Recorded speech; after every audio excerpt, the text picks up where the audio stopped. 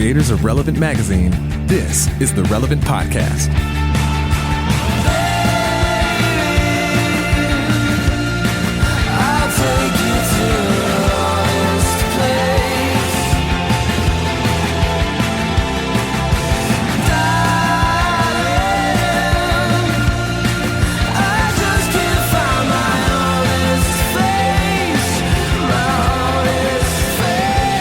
It's Friday, July 19th, 2019, and it's the Relevant Podcast. I'm your host, Cameron Strang, and here with me in our Orlando studios on the ones and twos, my illustrious brother, Chandler Strang. Hello. I'm just consolidating. It was too long. I'll get to the other person in a second. On the Skype line from Loverland, Virginia, Jesse Carey. Hello. From Nashville, Tennessee, Tyler Huckabee. Howdy, y'all. And sitting 4 feet from me here in our studio, author, podcaster, speaker, Jamie Ivey. Hey guys, I'm in Orlando. In the house. I know. Oh. Jamie, I have so many questions, but first I want to know, did you ride your tiny house from your backyard in Austin all the way here? Because that seems like the perfect traveling situation, because someone else drives, you can just chill out. It's like you just got a day at home. You can just binge watch stuff all day, you know? I actually left on Sunday. I've been working the whole time. Just been riding that tiny house all the way here. No, I've been working in the tiny house while someone else drove it down. I see. Oh, that works. Yeah. Jamie, what brings you to lovely, nice and cool, comfortable temperature moderate. July Orlando? Yeah. It feels just like Texas, by the way, but Is Texas this humid for real? no, it's not this humid. Okay.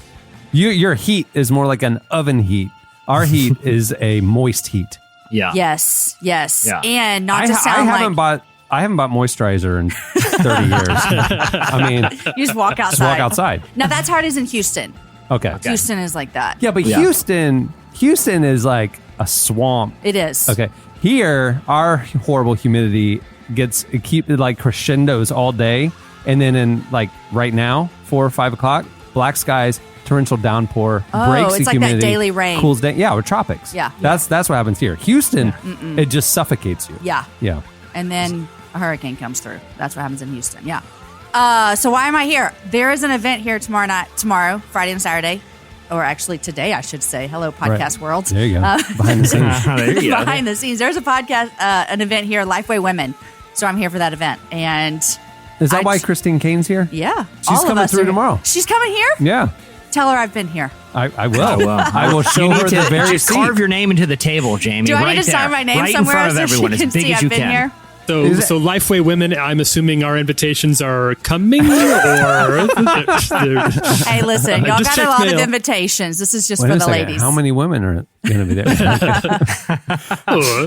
Last episode, actually, I pretty harshly maligned the U.S. Postal Service, Jamie, so I'm not surprised my invitation never showed up. Yeah. Jamie, a lot has transpired since you last visited us. It's been a few weeks now. Yeah. I want to cover something One is she got very tan. I was in Italy. I can tell. You look What? tan even from here. Wow, you thank look you. very What tan. is that? What, just being in Italy, you get tan? I was in the sun a lot, and we were on the coast, so we went on a boat, and Oh, wow. I went to the beach with my family, so I was in Panama City. You guys aren't hurting for money. So, Jamie, what was I've Italy been traveling strictly a like a family trip? No, we did not take our children. Oh, Italy, wow. Oh, Italy even better. was my husband and I and our other couple friend. We went to Italy for 11 days, and it was awesome. Leaving your children for 11 days, highlight of your year. Yes, possibly. hey, listen, they were at camp for like 8 of those days. Okay. So I they spent a didn't lot of even money know. to send them to camp. Yeah. Yeah. Again, money not a problem. Okay. Jamie, I've been watching a lot need to of write a book. Netflix shows and like visiting Italy through salt, acid, heat, and fat, and Chef's Table, and Yes. all the Ugly Delicious, all these shows. And I find them, and I only go to the Italy episodes. I don't care about some weird Norwegian guy that's cooking salmon over wood fires for 60 years. I don't care about that. I'm never going to eat that. That's a lot of work. I'll eat a pizza. I'll tell you that. I'm obsessed with going to Italy, even though I don't know when I'll ever go. On a scale of 1 to 10, expectations versus reality, where are we at here? 10. I mean, I can hands down say I had the best pizza I've ever had in my entire life. Where? Napoli? That's Napoli, yes. I can send you the guy's Instagram after. It's so amazing. They have Papa John's there, is what you're saying. Well, that was on the flight home, but no. But we had the best pizza. And literally, when you go to Italy, you eat pasta and drink wine and walk all day long. And it's amazing. So, sounds terrible. So the question is what region? Because what I know, I've only been to one region of Italy. That every kind of part of the country is completely different. Where have you been? Literally only Rome a couple of times. Okay, so I went to Tuscany last summer. And I'm not a huge fan of Rome. Yeah. I mean, it's just kind of a dirty old city. True. There's a lot of history. Yes. But it's not like the beautiful, and it's not known for food. Right. There's no food, no fashion, no scenery. It's just a dirty old city. With the Colosseum. And with stuff crumbling. Yes. Yeah. So it's very different. I was in Tuscany last summer, which is a completely different vibe. And so we were in the, oh gosh, I'm going to screw this. I think the South. We were on the coast, the Amalfi Coast. So we went to down to Capri. So Capri, the beautiful place that Beyonce and Jay-Z apparently traveled to. I know, yeah. So it was so much fun. Juice is from. Big fan. Yes, yes. I'm assuming Capri Sun if it's made in Capri. Otherwise, it's just Kool-Aid. We drink Capri Sun all day. It's like champagne. They can't call it that. Now, Jamie, I'm assuming when you said you eat wine, drink wine, eat pizza, and walk all day, you're talking about Capri Sun. Wine.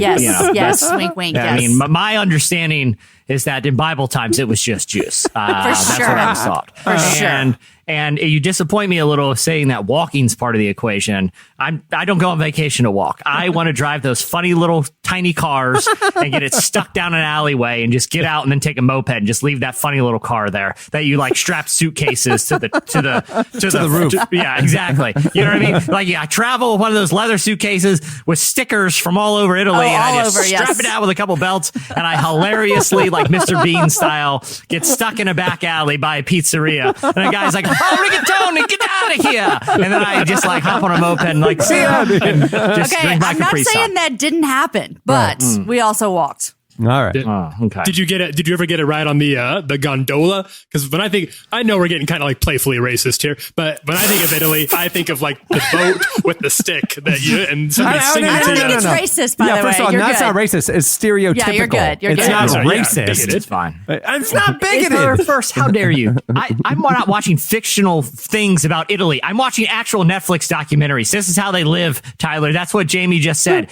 How dare you? I did not get on a boat with someone pushing it. Where would that be? That would be Venice. Yeah. Yeah. Was not Yeah, there. the Canal City. Yeah. Mm-hmm. So you weren't there. Was not there.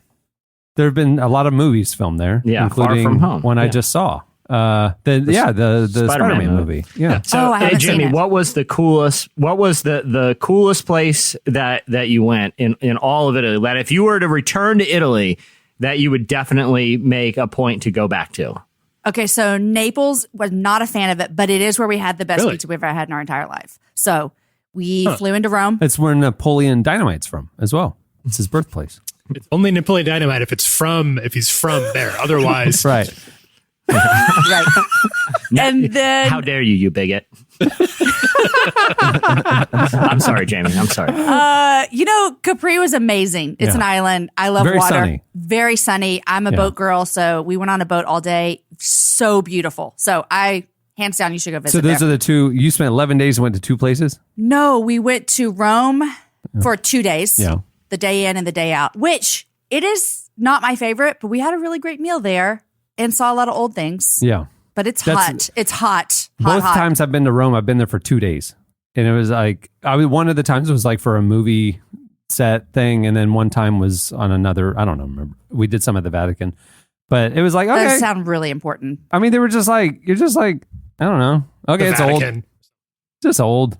Jamie, did you go? Okay, so some people when they travel, they want the culture. They want to really soak it up. And they're going to museums and they're seeing like, I don't know, like statues and old buildings and stuff. Basically stuff that I can look at on the internet. Some people like to travel, and it sounds like you're in the latter group, more like my speed, where you're going for the luxury experience. You are boating, You are eating. Like I said, I can go look at a statue of David right now on my phone, and I pretty much get it. I got it. Honestly, it's just a nude guy. That's all it is. It's impressive that he did that with a chisel. But listen, we got lasers now. We can make some pretty cool, realistic stuff. Yeah, I'm you're not very 3D impressed. printing? Yeah, exactly.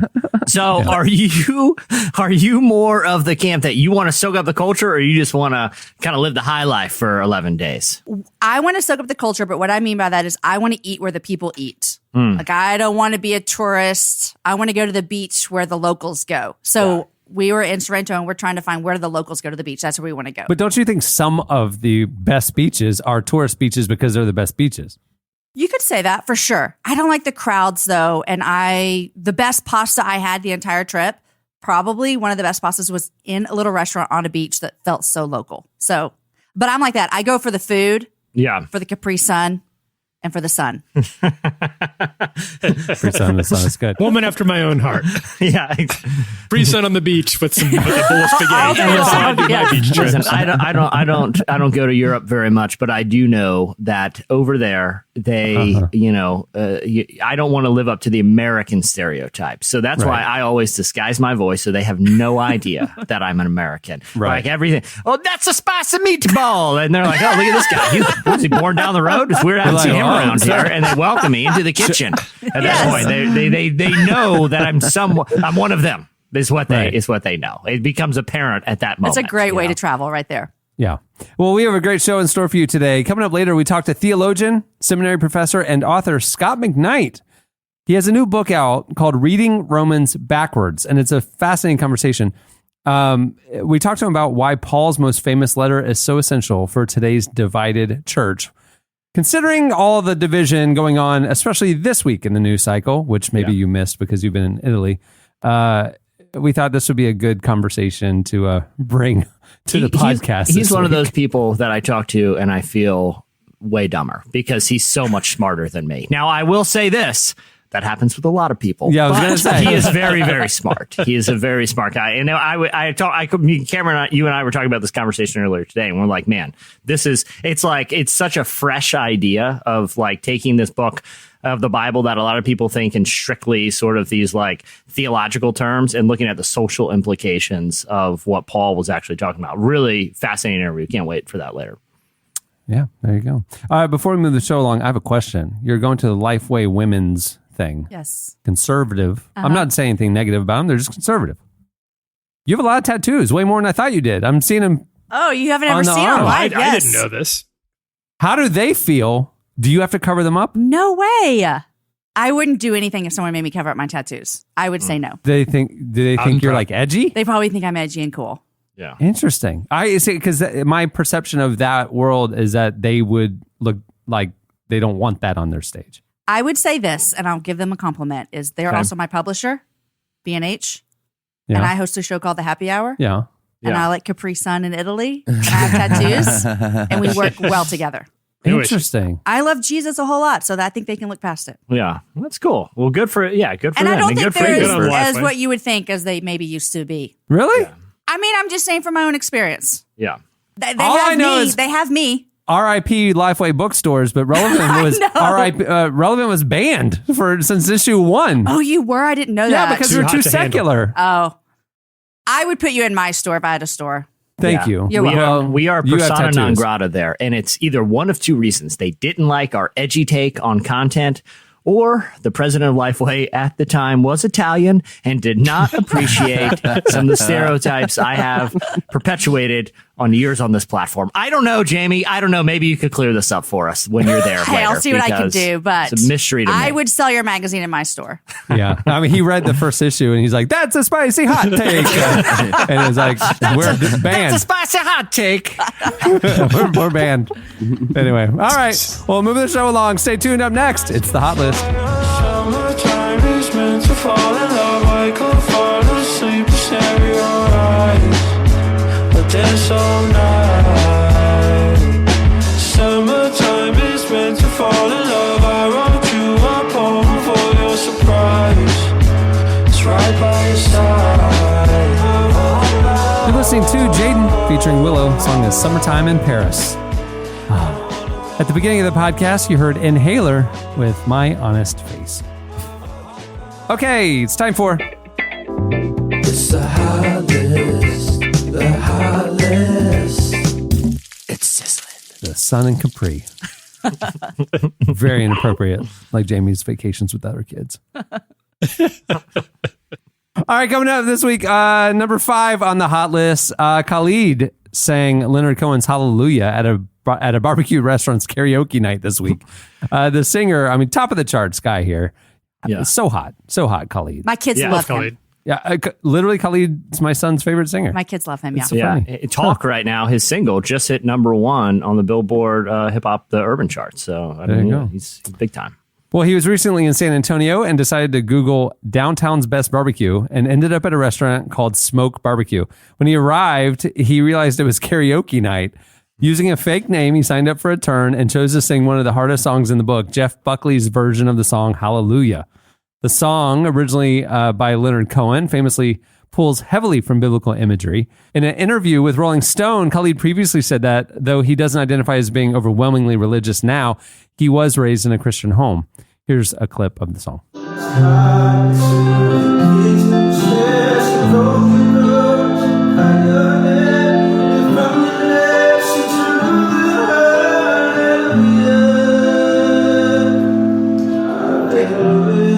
At this point, if you're at the barbecue restaurant, you know something's going on. Something's here, up. You know, because he basically sounds as good as Chipmunk.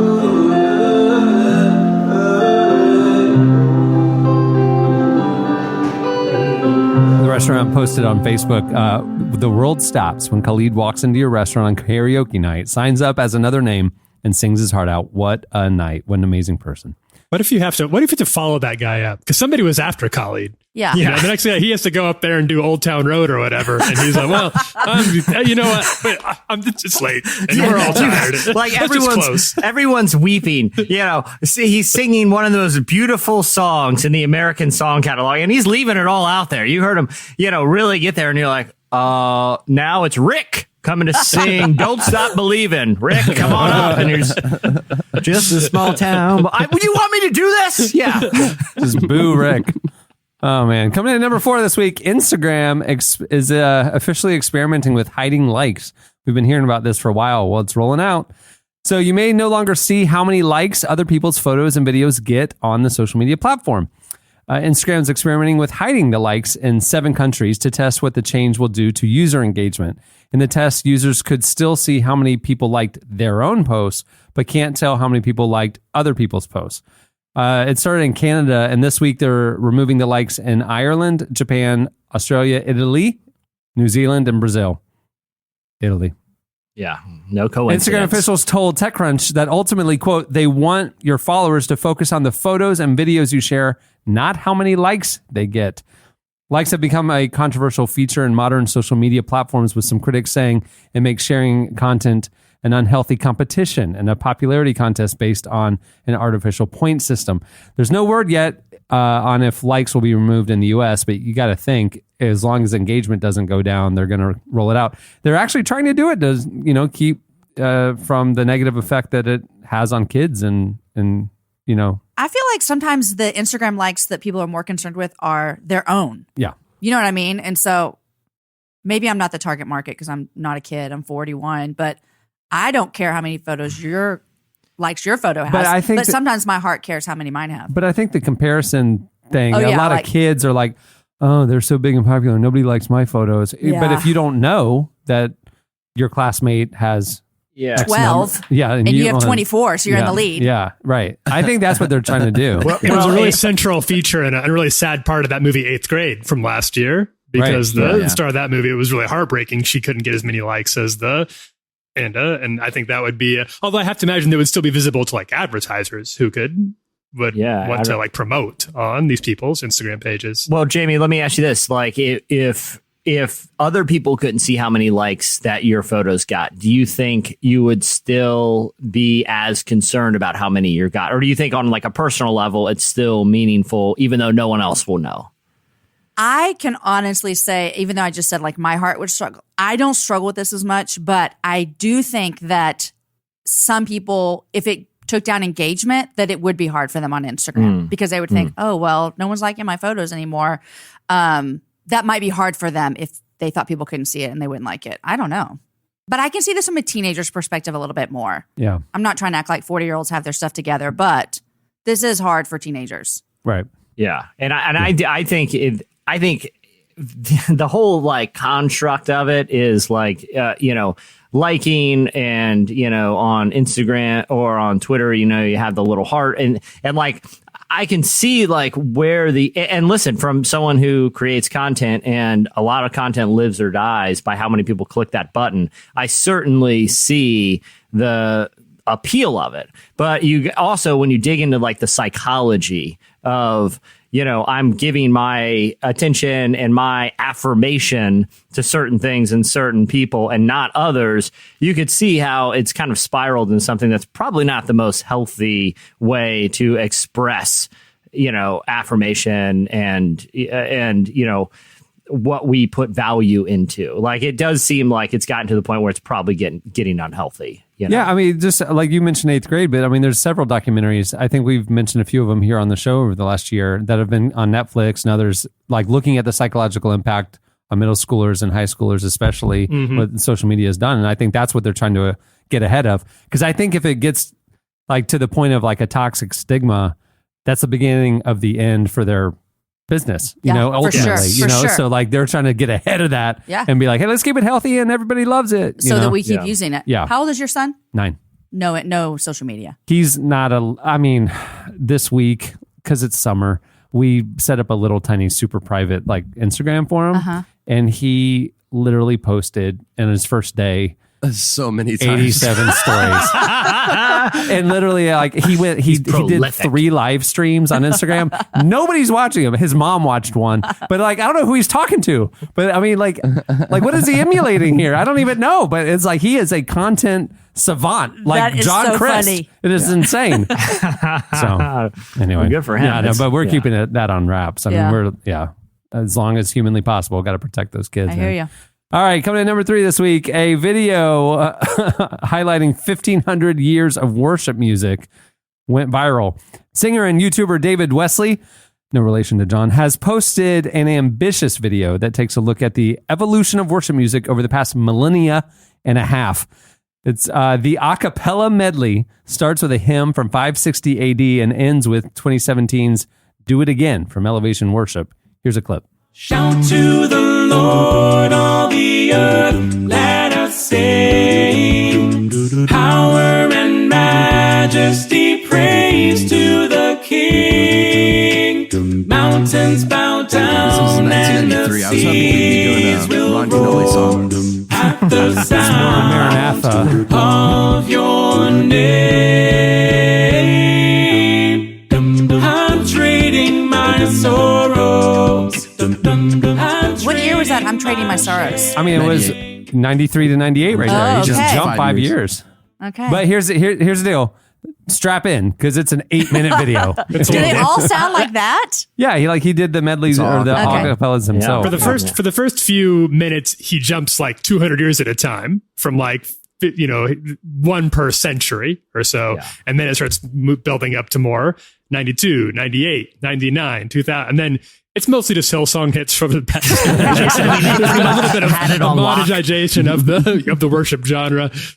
I want to do one, even though I'm a terrible singer. Maybe Khalid would be interested in helping me out. I want to do one of just like the mid to late 90s glory days. As the deer stands for blessing and honor, glory and then for some reason, just every once in a while, like when oh ancient of day, I just throw the Ferris Bueller and thing in there just to kind of spice up. People love that Ferris Bueller thing. Bow. Khalid, what do you say? Give me a call. You know where to find me. In number 2 this week, Kanye West opened up this week about how faith in the Bible inspires his creativity. He's currently on the cover of Forbes magazine, and thanks in large part to his Yeezy footwear line, which Forbes says is on pace to bring in $1.5 billion in sales in 2019 alone. Almost the family budget for the Ivy household. to head to Italy. Wes, That's how much I spend on Capri Sun in Italy, if you know what I mean. Wes has become an extremely wealthy person, but things weren't always going so well for him. In 2016, his struggles became extremely public when he tweeted that he was $53 million in debt and asked Mark Zuckerberg for $1 billion to help him fund all of his ideas. Shortly after, he canceled his arena tour and ended up being hospitalized while dealing with temporary psychoses. In the interview with Forbes, he says that he credits his turnaround to faith, specifically, quote, being in service to Christ, the radical obedience. He said, I'm just blessed through the grace of God to go from tweeting at Mark Zuckerberg to being where he is today. He also spoke out about using negative labels on people who are having mental health struggles. He said, crazy is a word that's not going to be used loosely in the future. He said, understand that this is actually a condition that people can end up in, be born into, driven into, and go in and out of. There's a lot of people that have been called that C word that have ended up on this cover. Later, in an additional video for Forbes, he explained how the Bible provides him inspiration for his fashion designs. Lots of robes. Here's a clip. I'll be working on home designs and looking at references from 3,000 years ago and reading the Old Testament at the same time. So it's like a soundtrack to the visuals of the shapes and the ideas and ideals of what we're creating. A lot of my creative friends, I tell them like the Bible is better than Pinterest. You can bring something into space and time we exist in while reflecting thousands of years of truth. Okay, it says, you shall keep my statutes. You should not let your cattle breed with a different kind. You shall not sow your field with two kinds of seed, nor shall you wear a garment of cloth made of two kinds of material. And I tell my apparel team that the clothes that we're using, like single material. I remember sending a manager I used to work with a really rude email about how every time he wore this wool jacket with leather sleeves, he set culture back by 10 years. So now I can send him the verse from the Bible that says, you shall not wear a garment of cloth made of two kinds of material. Well, I just want to say, when he sent me that email, it was very hurtful. And that jacket is rad. It is rad, Kanye. That what he talk about taking a verse out of context. Come on. Yeah. Well, I mean, he's talking about a Letterman jacket, and he like That's what I'm the seeing in my head. wool with the leather Letterman, sleeves. yeah. It's kind of classic, Like a baseball jacket. Americana. The whole Yeah. interview felt kind of weird to me. Anybody else? No, y'all liked it. Not for Kanye. It's hard for me to listen to. It's not weird by but Kanye here's- standards. Yeah, well, here's the thing. It's like, He just speaks in a strange way. yeah, Yeah. yeah, Got a and it's, very cadence halting is- yeah. delivery. Yeah. And then it kept pausing. Yeah. and it's just, but I don't know. I mean, if you watch the Letterman interview with him too, which we've talked about, it was like it's just not a natural. I don't know. Like his brain's different. He does And have, I I don't mean believe that in a that he's negative Not in a way. bad way. neurodivergent, and he's talked about that pretty openly. Yeah. So I understand that, but it does make interviews with him, especially when he talks for a long period of time like that, can be a little hard to follow because he's jumping around a lot. Well, Jamie, let me ask you this, because you do a lot of interviews. And do you find, because I find this too, doing interviews for people for the podcast or the magazine or whatever, that every once in a while you find someone, it's typically like an artist who speaks in a way where I don't feel like they are dictating their cadence for like dramatic reasons, but because they're so like thoughtful that they want to choose their words really carefully. Do you find that? Have you ever had that in an interview? For sure. And like you can tell, it's already hard for me because I feel like I'm kind of leaning in, waiting, and I don't know what you're doing. And then I start to feel uncomfortable. Yeah. And then if I was interviewing Kanye and he was talking like that, I'd start sweating and I'd be all nervous. And then I think he doesn't like me and I'd be done. Yeah. The thing that I couldn't interview him because it like when he's not even answering your question half the time. He's just saying what he wants to say. He's just on this free form stream of consciousness that half of it like the words are coming out of his mouth before. You're talking about like he's talking slowly because he's thinking about it. I don't think so. I think it's just kind of like things are coming out and they're just kind of, it's like a meandering river and he doesn't even know where he's going. You think he talks to Kim that way? I don't know. And the kids? And this isn't to name drop, but just since we're on the topic, because I think, you know, speaking in kind of different ways and in those kind of different cadences, I do think it can be a sign of someone who thinks differently, but is also really smart. Like I remember we ran, back in like 2017, an interview with like Russell Brand. And I remember talking to him and he's another person where like you ask the question and all of a sudden he starts talking and it's just that stream, that river that you don't know where it's going to end up, but it's a fascinating kind of journey along the way. But I kind of like doing those types of interviews sometimes with people who think outside the box and speak outside the box and converse in ways that are non-conventional. I think it's kind of interesting and fun sometimes, you know. Keeps you on your toes as an interviewer. For sure. Or lulls you to sleep. One or the other. One or the other. How rude do you think an email has to be before Kanye is like, this is actually a pretty rude email? I get the impression the guy has sent some rude emails in his life. And for him to go back, he remembers it. He said that was a few years ago. No, but he said he It's sent like it repeatedly, though. pre-Jesus. He said he sent it repeatedly. Like every time he wore the jacket.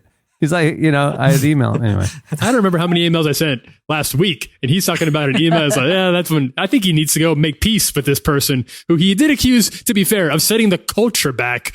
But did he say 15 years? Can you imagine being so outraged over an article of clothing that someone you have a professional relationship wears, that you sit down on your computer and like, they have got to hear about this. And let me see if there's a Bible verse that I can add here to back up my point of view. And I'm going to word this in the most rude way possible. Here we go. Dear Tyler, I cannot believe that you wore leather pants. What were you thinking? Everyone was uncomfortable. Jesus is mad at you. Here's a bunch of verses. Send. Like, it just seems like I got to be really mad at someone's article of clothing to send an email. You know? I think we've all been on the receiving end of some hurtful emails from people with Bible verses who probably meant well. That's right. But it has yet to be about something that I was wearing. This may be something that happens to women more than it does to men. I'm aware of that. I think it usually doesn't have to do with the fact that you're mixing mediums with the articles of clothing that you're wearing. Jamie, you can correct me on that if I'm wrong. I think you're right. Yeah. Well, there you go. Thank you, Kanye West. All right. Well, coming in number 1 this week, Chris Evans, Captain America. His next movie is about a real life, daring religious refugee operation. Now that he's done with the Marvel movies, didn't he die? Is he dead in the Marvel movies? He's just old. He's just Spoiler very, alert, very friend old. name, I guess. He just. I don't know. Oh, when I saw it, he didn't die, did he? I don't know. I don't watch that stuff. Because of time travel, he tricked everyone and went back to live the life he never got to because he was a superhero. I remember. And he went on raised that a family bench. and everything. Yes, I saw it. Yes, I remember. Are now. you Just a serious? happy Yeah. old man. Yeah. Are you serious? Yeah. Yeah, that's what happens. That was like my third Marvel Kids- movie ever, and I bawed in it. Kids I cried. dream of leaving their normal lives to be be Captain superheroes, and superheroes dream of not being superheroes. There's a moral to this story. There's a moral saying the grass isn't always greener. That's right. Yeah, and now we know how they aged him so fast in the movie. They just put a Face app. iPhone with a face app right up to the camera. Like, oh, we got old Chris Evans here. Let's write the storyline that he's just an old man now. You know, it's a little face app tie-in. The news came out this week that he's going to be starring in the upcoming film Red Sea Diving Resort. It's based on a true story about a group of Israeli intelligence agents who partnered with locals in Ethiopia to smuggle Jewish refugees into Israel in the early 80s via an elaborate vacation front. The Ivies were there because it was elaborate. It's largely considered one of Mossad's most infamous rescue missions. It's called Operation Brothers. And that's what it was really called. And it saved thousands of Ethiopian Jews during the country's brutal civil war. The movie is going to hit Netflix on July 31st. Next right week. now? Yeah, but you can see the trailer right now on RelevantMagazine.com. I went down a rabbit hole after I watched this trailer because it's like a really fascinating. Like the trailer's awesome. People should definitely go to the site and check it out. But I was curious about the real mission. You know, because this is the ultimate long con. Okay, so the trouble in Ethiopia was brewing for a long time. Jewish people in that country were a minority, and so Mossad started planning how are they going to get people out. And because of like tensions in the region, they came up with the most elaborate plan where they actually created a resort. This is in the early 80s on the coast of Sudan and marketed it to like people in like European countries to come and for some of the most exotic diving that you can do. They're like, you can have an adventure in the desert. You can go diving at this world-class resort. The only problem is they had to make the actual resort. Like it was the ultimate long con. They actually found a resort for the sole purpose of saving these thousands of refugees. But in order for the plan to work, you got to have a resort. The commitment to this mission where you have Mossad agents like working as diving instructors at a fake real resort. It's just unbelievable. It reminds me, there's a scene I love the movie Bottle Rocket. It's shot there in Austin, Jamie. It's Wes Anderson's first movie, co-written with Owen Wilson. And Owen Wilson plays a guy who's trying to get in the bank robbing business, and he joins a criminal gang that has a yard maintenance crew for their front. Right. That's how they launder stuff. And literally he's out there doing yard work. And someone asked him like, I thought you were like this cool criminal now. And he's like, well, you know, the whole yard thing's just a front. He's like, but the thing they don't tell you about fronts is someone's actually got to do the grass cutting. And so like that was his job in the criminal gang. And it's like, that's what this movie is. Like this movie. It's like, well, you got to actually operate the front if you're going to set it up. I think it's awesome. When I read this, I misread the Red Sea diving resort, and I thought it was the Dead Sea diving resort. And I was like, what are they doing? Just like floating the bodies across? Like, you can't dive in the Dead Sea. And then I was like, oh, that's... You have to be a really strong swimmer to dive in the Red Sea. Yeah. I started reading the book that apparently it was written about what happened and inspired this movie. It's called Mossad Exodus. And it's a really good... It makes me a little nervous about the movie because there's so many great spy stories so far that I've come across just in the first third that you could see somebody who wrote the script, their eyes just get a little too big for their stomach because there's a lot of near-death experiences that these guys met with like armed agents who knew something was up with the diving resort but couldn't quite figure out what was going on, and so they existed under the auspicions of this of several of the army that was there. I'm excited for the movie. I'm excited to see how it goes. I'd recommend the book if anybody likes a good true spy story. See, very appropriate for a resort to end on a resort. That does sound very elaborate result. Yeah. All right, stay tuned. Up next, Scott McKnight joins us. Great Goon, Ohio, I'm coming down. When you credit a lie, don't cry. Oh, steady rise and fall. The sun in both hands, sinking his blood. No love is evergreen. You're listening to Mosa Wild. The song is Night. Well, today's show is brought to you by Away. Away creates thoughtfully designed luggage for the way you actually travel, and it's guaranteed for life. Away suitcases have a lightweight and durable shell that's made to last a lifetime of travel, and a 100-day trial lets you try any Away product on the road. Take it out and live with it, travel with it, get lost with it. If you decide it's not for you, you can return any non-personalized item for a full refund. And Away's limited lifetime warranty means they'll fix or replace your bag if it ever gets damaged, and a built-in compression pad helps you pack more in. Suitcases feature an optional ejectable battery to keep your phone charged and a removable laundry bag to separate dirty clothes from clean ones, which is a problem for Jesse. Big problem. It works better than my typical solution, which is a trash bag. So congrats, Away. I don't know how you cracked this one, but it's definitely an upgrade for me. I love my Away bag. Swear by it. And the lifetime warranty is insane. For $20 off a suitcase, visit awaytravel.com/relevant20. Relevant20 because it's $20 off. And use promo code relevant20 during checkout. Okay, again, one more time. Write this down. Get a pen. For $20 off an Away suitcase, which you want to go get, visit awaytravel.com/relevant20 and use promo code relevant20 during checkout. Hey, I traveled to Italy with my carry-on.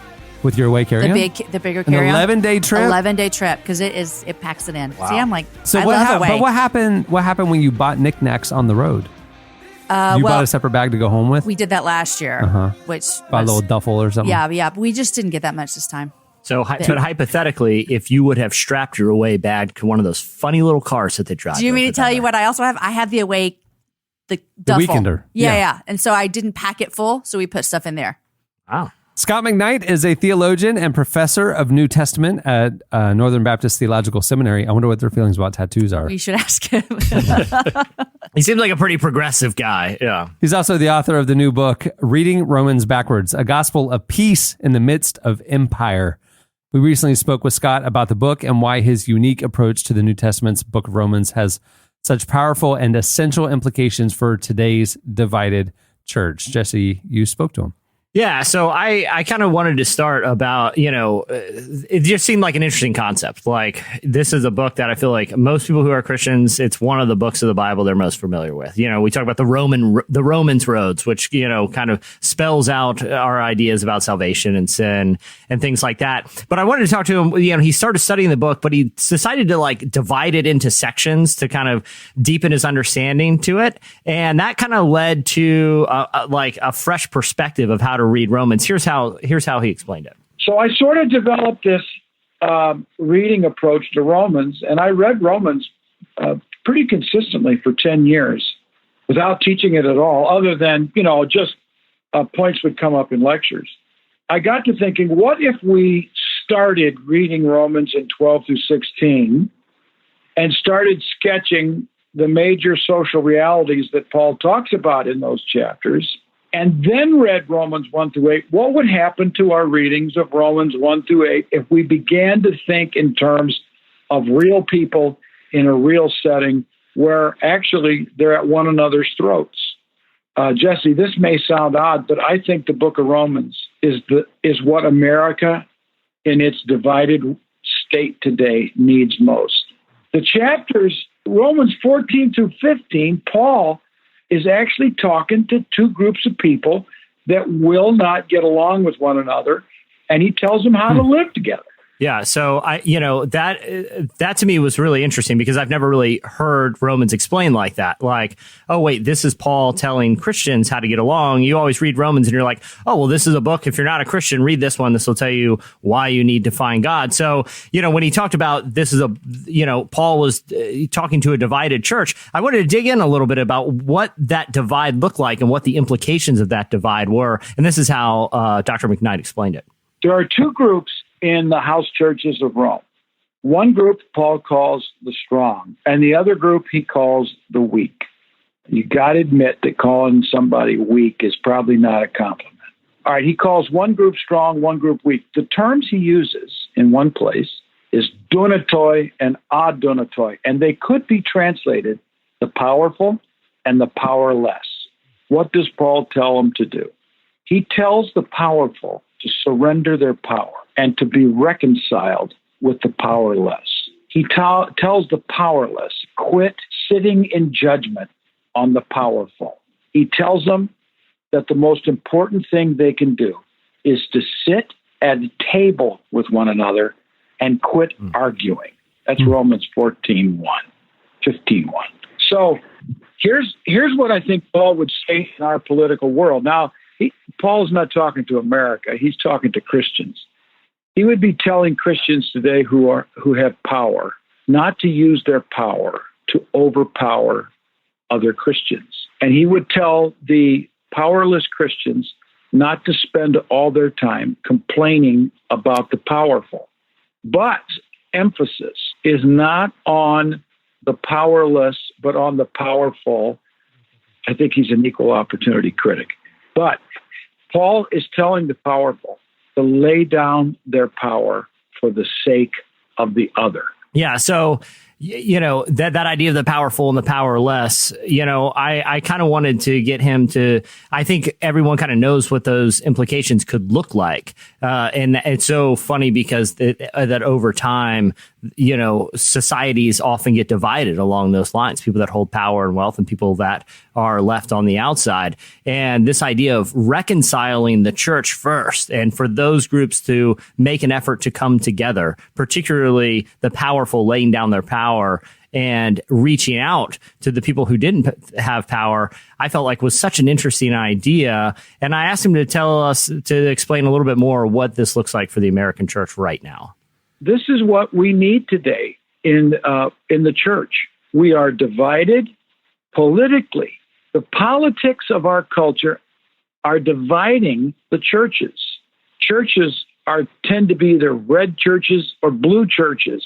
And we need to surrender our powerful dynamics for the good of the other in order to demonstrate to the world Christ-like love. Yeah. And I think that's, framing Romans in that context, I feel like kind of brings new life to the entire book, Mm-hmm.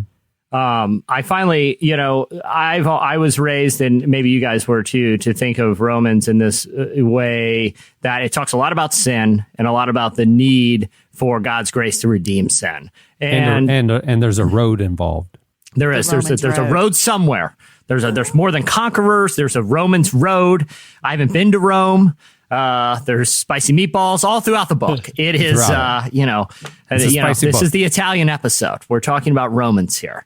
And so I wanted him to, in that context, like, well, what does this mean for a traditional understanding, especially when it comes to an idea like sin? And this is, I want to kind of wrap here because I feel like this really puts a bow on the idea of the value of re-understanding this book in a new light. So we read the book of Romans as if it were an evangelistic tract to get people saved. No. The people to whom Paul is writing this letter are saved. He is not sketching how to get saved. He is sketching the foundation of reconciliation that he will explain in chapters 6, 7, and 8. So he is outlining a theology, to use the fancy terms, a soteriology. That's the doctrine of salvation. He outlines that in some ways, not for the sake of saying, now you need to believe in Jesus. No, he's outlining that so that they will be reconciled with one another.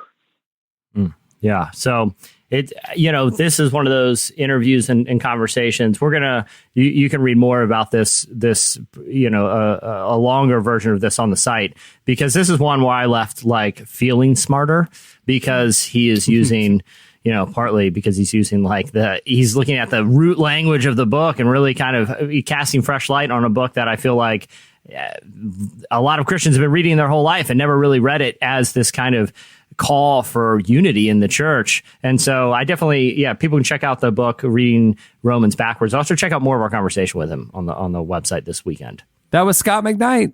Stay tuned. Up next, it's Ask the Cast, the Jamie Ivey edition.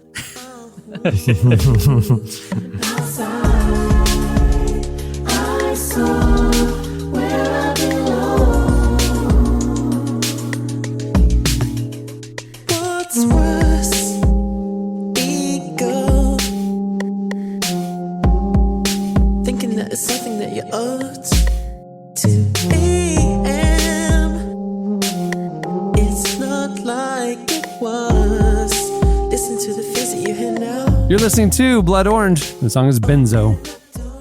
Okay, it's time for...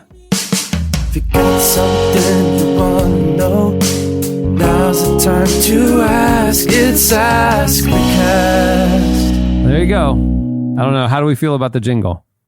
I like it. I think I love it. Two thumbs. I think Way. Scot McKnight could do the Brian McKnight. If Scot McKnight had a Ron Swanson Duke Silver thing going, he was showing up at random barbecue restaurants in San Antonio and covering Leonard Cohen songs, but under a fake name and just really belting it out, would it surprise any of us? I mean, we heard those smoky pipes breaking down Romans. Yeah, dulcet tones. I can only see I have to think most pastors have some sort of secret life, and it's not dark, contrary to the popular belief. It's actually just very winsome, but they still can't let it out. No one's ready for it. No one's ready for it. No one's ready to see your pastor go out to a barbecue restaurant and sing, an old U2 song. It's a little uncomfortable. We've you never see that man's spiritual instruction the same way after you see him do Shot Through the Heart perfectly.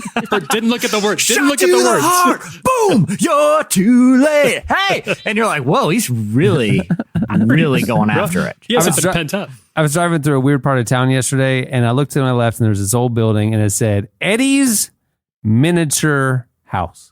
And you look in there, and it's wall-to-wall doll houses. And I thought to myself, what if one of my friends, we're friends, everything about them is exactly the same, like what you guys are saying. Everything's exactly the same. And I go visit their apartment or their house, and I walk in, and their bedroom is floor to ceiling like doll You houses. would run. Like that's just a thing they're just super into. Nope. But everything about them is the same. Nope. Like we still like going to the basketball games, stuff like that. I would never be friends with that No, person. you would run. Are That's you what I'm kidding?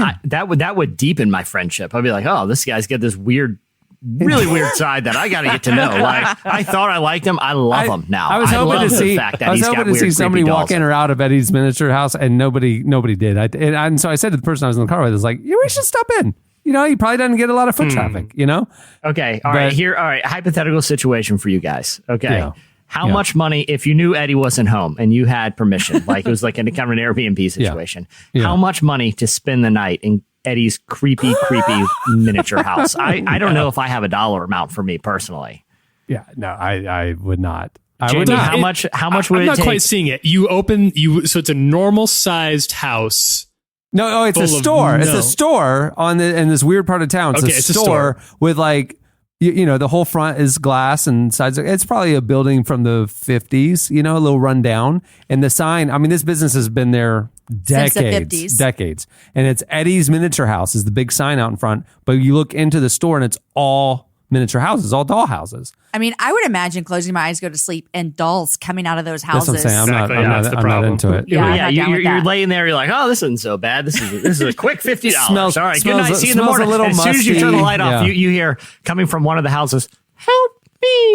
Help me!" And you look into one of the mini houses where you think it's coming from, and there's a small version of you looking into a smaller mini house, and you're like, oh my God, give me your Eddie! That's stupid. It's like Alice in Wonderland. All right. You guys went on to Twitter. You hit us up at Relevant Podcast and posed some questions for the cast. I will lob them, a few of them now. Okay. Shelb, I assume it's Shelby. Shelb says, I was supposed to be a bridesmaid in a wedding, but the groom broke it off in the worst way. Do I charge him on Venmo for the price of my bridesmaid dress I can't return? Jesse, please advise. I mean, wow. talking about a cliffhanger here. Talking about me getting intrigued at the plot of Red Sea Resort. What did he do? The worst know, possible Shelb. way. I mean, Shelb, you I'm can't This is do what thinking- I'm More thinking. If intel. it's the worst possible, it's really close to the day. I mean, right? Yeah. Yeah, Oh, because so she you're can't be a thinking, big you're part of thinking it. maybe like Well, yeah, left at because the altar it's- situation. Yeah. It's been tailored Runaway and stuff bride. because she can't return it. Yeah. So it is right up It's at close. the end. And it might not be just he called it off. It might I be mean, that there was another the bridesmaid worst situation. Yeah. involved. Yeah. Yeah, Sorry, I that was would. rough. I mean, what I would do. I mean, this is again without knowing the details. I'm just going to assume when you say the worst, like this dude is really the worst, and he did something terrible. And I would Venmo him, and if I didn't get it in a media, I here's what I would do. Honestly, I would give him like, hey, oh, what's this I got in the mail? A free ticket to Eddie's Miniature House. This sounds fascinating. I have an appointment, my own private tour. When he goes, I burglarize his house and steal whatever I need to for the price of that dress. That's my advice to you, Jamie. There What you would go. you say here? Oh, this makes me so nervous. Yeah. Because she's clearly mad at him. Oh, yeah. He ruined her friend, you know. Well, it's Yeah. probably for the best, but right now it feels ruined. Yeah. Yeah. It actually clearly was for the best that this Yeah, happened right? before the wedding. Yeah. Yeah. I say, I mean, the worst can happen is he doesn't pay you. Send it on in. Let him know. Like, hey, this is your fault. Michael, you not here's- only crushed her, you left me owing $240 for something that I can't use now. right. And you know she can't wear that dress again. They say Ever. you can, but you can't. No. No. Who's wearing? No. No one is. Yeah. Yeah. Yeah. So I say, Shelbs, send it in. You know what I think all the bridesmaids, you know what the bridesmaids should do though? Don the outfit and girls' night out. Just all that's matching. a great idea. Just matching. Just And go. bring a photographer too. Just Get some screw that pictures. guy. Yes. And then send him the bill for the drinks and dinner. Yeah. the Capri Yeah. Sun. I mean, Right. you got to think like the catering's all bought, everything. You might as well just, party it up at that point. I mean, everything's paid for. Bethany has a fairly serious question here. How can I maturely respond to being called out by church leadership for sharing a hilarious but arguably inappropriate meme? Side note, the leader who approached me doesn't have social media, so she didn't know what I posted. She just, quote, heard things. We I gotta don't know like the meme. this. We gotta I know don't the like meme. this. I need more details. Yeah. I think we can cover this. Jamie, what's your first impulse here? My first impulse is Change churches. I'm like, I wanted to say, like, how old are we? I mean, was it that inappropriate? Even if it was. I mean, Yeah. it feels kind of. Is she like a, I don't know, maybe she's the student's leader, and maybe they thought she wasn't setting a good example. Like, I can see that a little bit. It just sounds to me like a crotchety old church. It kind of does. Okay. I've gotten. But I want to know what it was. Yeah. I've gotten a little, I've told people this experience before, but I've gotten a little hot water with crotchety old people at church. And what I did was just ignore it and laugh and say, no big deal. What are you going to do? Not going to affect my life at all. That's my thing is like, okay, so she approaches her and like calls her out for it. It's like, what business is of yours? I don't work for you. I mean, it's like, I don't care. Yeah. I've told years and years ago, I was asked, I initially said no, but then the pastor asked me again to help my friend at the time, who's a youth pastor, lead a trip to Nepal. Right. And I was like, I don't got time for that. I don't want to do it. And then anyway, he ended up talking me into it. And like we were preparing to go, and he's like, hey, by the way, because you're doing this trip, it would really be cool if we did like one of those like one of those, like, what do they call it? Silent movies or human videos or whatever. And could you dress up and play the devil? And get people in the church excited about this mission trip. And I also this was in the 90s, am I right? What's that? Was this in the 90s? No, this was probably 10 years ago. Early 2000s. Okay. Yeah. 10 years ago? Wait, you just said 10 years ago? Yeah. After college? Yes, this is after college. I was on the podcast. So I was... So here's the thing. You had to do a human video at your church while you were employed, or the age of being employed here at Relevant. They put pressure on me, and I'm a nice guy, and I'm doing it for the Lord, not doing it for me. I'm not doing it for me. So I'm wearing the devil costume. Where is the video? What's the devil costume? Is the video of this? It had a cape. It's red. Yeah, it was a whole thing. It was a whole thing. Horns? Yeah, The it horns? wasn't a comic. It wasn't a whimsical one. It was a scary looking devil costume. Were there horns? Did you wear a mask? But there was some mask involved. To be honest, I can't remember exactly what the costume looked like. I remember looking at the costume in a chair and like pacing back and forth, like, oh boy, what did I get myself into? Was it like Phantom of the Opera, like sinister? Yes. Or was it like yes, it wasn't whimsical. Red? It wasn't like red pitchfork with the tail, like, It's like you're scaring kids. Yeah, it wasn't like the Jack Black, devil. You're sinister, deceptive, manipulative. Yeah, exactly. And so I'm like, man, I really don't want to do this. But I was like, all right, I'm going to be a good sport about it. But I said, the other thing I did at my church at the time was I was the announcement guy, and I would always do like jokes. I would always like write comedy during the sermon. Then we did announcements after the sermon. So anyway, I said, here's the deal. I will do it, and I will go on this mission trip. But I was like, I still, that Sunday, get to do my material at announcements. And the pastor's like, all right. And I was like, and if I don't have time to change out of the devil costume, I'm going to wear the devil costume. And that's just how it is. So I didn't have time to change. And it came time for announcements, and the devil walks up. And I was like, Jesse, every time you have told me what you're about to say, because I've heard this story, that time you did announcements as the devil, screw tape letter style. Yes. You did backwards announcements. Yeah. You've told me that story. You did not tell me that preceding that was you starring in the human video. That's why I was wearing the devil costume. I thought you just had this like C.S. Lewis, like, oh, I'm going to do this thing because how hilarious would that be? You didn't say that you were doing a human video.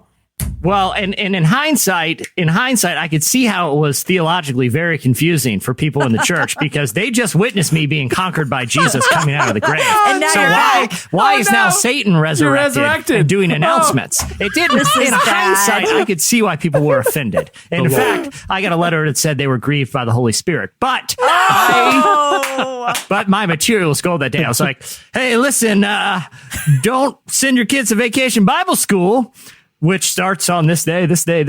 Just keep them home all summer and watch Harry Potter movies. Am I right? I'm the devil. And it was just like, I was like, we're having a luncheon for new members. Make sure they don't go, I've poisoned the food. And it was just like, and like, everyone's just like, what's happening? Why is he doing this? This is awful. Like, this is heretical. He's doing it right from the pulpit. So anyway, I don't worry about it. I go on my mission trip to Nepal, right? Little side note, the second night in, the guy who's leading the trip has to go home because of a family emergency. Now I'm stuck leading the trip. I'm not a youth leader. I don't know how to deal with this. I don't know where we're doing. I don't know what the plan is here. So I end up having to lead this whole thing. I come back and I go to like a church barbecue, and I just came back from Nepal. I should be the hero. I just saved the trip. I just saved the trip. I tell you, Anyway, I go there. I'm loading up at the little church picnic, and people are coming up to me and like, yeah, I heard people are very, very upset. I'm sure it's been hard for you. I'm like, what are you talking about? People are upset. I just got back. I didn't know it caused this big stir. And here's what I did. I said I didn't care. I said, if people have a problem, come talk to me. And if they came talk to me, I'd be like, big deal. I don't care. It's hilarious. That's what all that to say, do that, Bethany. Did you get an email? Did you get any? Oh yeah, the pastor talked to me. Somebody said grieved by the Holy Spirit. That's the trump card. I got suspended from announcements for 2 months too. I should add that in there too. They wouldn't allow me. They didn't allow me back on stage for about 90 days, and so that's pretty a good harsh. time. That's a good time.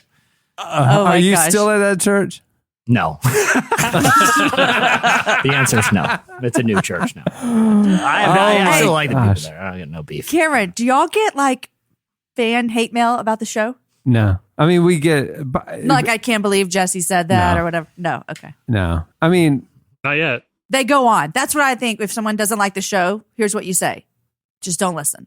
Yeah, I think that's what they do. They just don't listen. They go, oh, this isn't for me. I mean, we might see like... I've seen stuff on Twitter before. Yeah, somebody might tweet something like, well, there's what's the point? Or this is stupid or, whatever. It's fine. But they don't like send it to us. I mean... Yeah. They do it passive. They do it the Christian way, which is behind your back and passive aggressive. And so that's the way. Just of the like church. Romans tells us. Yes. Yeah, exactly. Yeah. All right, last question. Ross asks, if you had to be a conjoined twin with one celebrity, who would it be? Conjoined twin, one celebrity. I would say probably Khalid because he's always seeking out barbecue, and I've been hungry since we did that slice. And that man's always on the hunt for barbecue, so he's right up there. Jamie, I'm assuming yours would be someone that goes you would have to boating be a lot. up on. You would have to be up on stage with him while he's performing. You want to be just sitting there? I would be dressed as the devil, and I would between songs be like do the devil on his letters shoulder. commentary about the songs, and it'd be very high minded. A lot of people would be. Moved by it and grieved by the Holy Spirit. Jamie, I'm assuming you would have some sort of boating celebrity. Am I right? This is so weird to me because you're thinking you have to be with them 24/7. Yeah. You have to live their life. I don't sleep in the same bed. I mean, you can't be a bonus Jonas. No, I don't want to be a bonus Jonas. Which last time I was with you guys, I think is when we talked about the bonus Jonas. Yeah. And when we were in Italy, I got to tell everyone about the bonus Jonas. Yeah. Would you want to be like a property brother, sister? No. Okay. Jennifer Garner, I follow her on Instagram, and she seems super fun and down to earth. But you have to be in all of her movies and TV shows. Oh, I would love that. Oh, okay. Alias, here I come. Here's one, because I've always wanted to play in the NBA. And unfortunately, for me, I decided to take another path despite all the opportunities open to me. But I would be a conjoined twin with like Steph Curry or an NBA star. There someone good enough that dragging me around wouldn't slow them down. And I feel like we could probably come up with some pretty cool moves that would be undefendable. But the question, as far legs, as I know, 4 it's not hands. illegal to play. Yeah. But the question is, I mean, you guys would be wearing one tailor-made uniform. Yes. But do you count as 2 players or 1? 1. And it would be like you number count as 30. 1, so you essentially have 6 players. Yeah. 6 on 5. You guys would win every game. Yeah, you're making the case for me. We'd revolutionize the sport, Cameron. Disgusting. All right. Well, thanks for all of the questions you guys sent in. It'll be interesting to see which ones Chandler actually ran with, because we have been talking for the last hour. We covered a lot of territory. You guys probably heard 3. If you want to ask us, send questions in for next week's episode, just hit us up on Twitter at Relevant Podcast.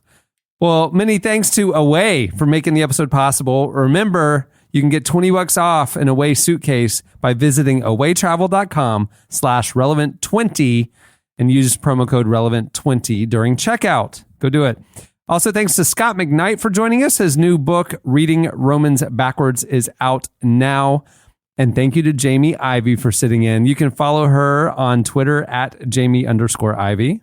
Not Twitter, Instagram. If you go to Twitter and you just do Jamie Ivey, it is a woman for Trump. That's what it says. Yes.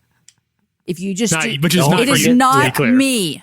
So you to be clear. You might need to consider the Annie F down strategy for social media, because Annie Downs is a famous quilter in Australia. That's sweet. So Annie threw in the F to differentiate from the quilting fans. But this Jamie Ivey is she's just probably lives in Iowa. Why don't you Just a sue her? regular woman. Why don't you sue her? Yeah, you should. Get the handle. Good question. So that's eminent not domain. me. That's not me. But you can go to jamieivey.com. That's me. From my understanding of the law, you can lure her away and burglarize her house and take as much as you want to compensate for this egregious sin she has of your name. I'm in it. That's You're my not understanding. kidding, Jamie. This woman is all in. See, you win, it's didn't the you? entire, Yeah, it's all there. The banner, It's women for awful. Trump, It's the awful. picture, women for Trump. She only has 27 followers, so her branding strategy isn't it's not, and she hasn't found it yet. Yeah, and they That all is appear not to be me. Russian bots at this point. Yes. Her most recent tweet was January 17, and it says, "Hey Verizon, why don't you take fraud seriously?" So I feel like maybe she's kind of given up on There, that. she's done. She's found the new She's the lane. person who, just uses Twitter for customer support issues. Yes. Just tweets the brands. Jamie's book, If You Only Knew, is out now. And make sure to check out the podcast, The Happy Hour with Jamie Ivey, filmed on location in a portable tiny house That's right. Every week. every week. Thanks for joining us. I'm Yeah. so happy I was here. This was so fun. Thanks. Go make some waves in the Lifeway Women's Conference. Show the tattoos. Wear a sleeveless Or a tank. shirt Jamie, or tank. take Not it. tank. No, just short sleeves. That's all we need. What I did have is your someone- topic that you're speaking on? I'm doing a breakout tomorrow about sharing your story through the lens of the gospel. Okay, so Sounds really smart, doesn't it? so Sharing your hear me story out. through the So hear lens me out. of your Of the gospel. tattoos. Of the tattoos. Yeah. So hear me out. Come dressed as the devil. Okay. Works every time. The People love tattoos it. would be Very more high-minded. appropriate for the Lifeway audience. That's right. That's Yeah. right. Hey, while you're, browsing the internet or something, go over to store.relevantmagazine.com and check out the podcast section. There's a bunch of stuff. We saw a lot of tweets this week of people asking for Denim Con merchandise. There might be a few items there in the store for you. So go check I'll it say out. this. It costs a lot to fabricate and manufacture custom made jeans, especially when they have the amount of bedazzling that we put into these bad boys. But go help us ensure that we didn't waste a tremendous amount of time and money making them. So We bought a bedazzler, and we will make everyone custom ordered. Jesse has a new line of skinny Jinkos that is on the store. The back pockets, man, I bedazzled the heck out of. Cool clover symbols. It's very cool. Very cool. But Cross. how many different threads and fabrics did you guys use? Oh, well, Kanye told us just one. That's right. Yeah. Right. Well, mine Bible. are one leg is leather, one leg is wool. Ironically, there's no denim, and I stand by it. They're very hot. I'm wearing them right now. My legs are very, very sweaty. Both materials. Well, are not one is great for the scratchy sun. and one is sweaty. Yeah. Yeah. All right. And while you're online, check out our newest podcast, Relevant Daily. It's available every weekday, bringing you the latest at the intersection of faith and culture. It's about 10 minutes long, 5 days a week. The stories you need to know, keeping your finger on the pulse. Go check it out, Relevant Daily. On that note, we'll wrap things up. Jamie is doing an Instagram story. I'm Cameron Strang. I'm Chandler String. I'm Jesse Carey. I'm Tyler Huckabee. I'm Jamie Ivey. Oh, she's back on the mic just in time. She swooped in like a pro. She's good. She is good. She is good. Have a great weekend, everyone. We'll see you on Tuesday. I could be a killer, gonna get you whacked. 1, 2, 3, 4, 5 in the back. Thank you for listening to the Relevant Podcast. If you like what you heard, be sure to leave us a review on iTunes. Check out other shows from the Relevant Podcast Network in the podcast section at relevantmagazine.com. And while you're there, browse exclusive podcast merchandise at our online store. Make sure to subscribe to Relevant Magazine. Info is available at relevantmagazine.com/subscribe.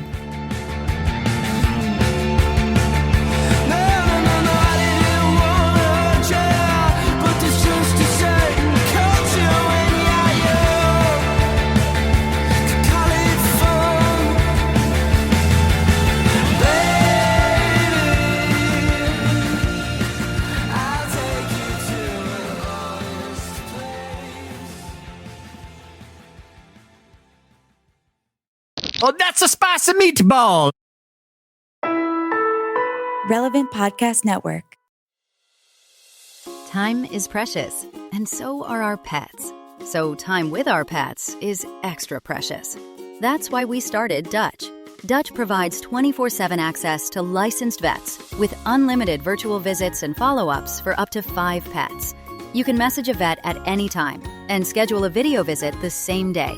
Our vets can even prescribe medication for many ailments, and shipping is always free. With Dutch, you'll get more time with your pets and year-round peace of mind when it comes to their vet care. Go to Dutch.com to get vet care that is always there for just $92 a year.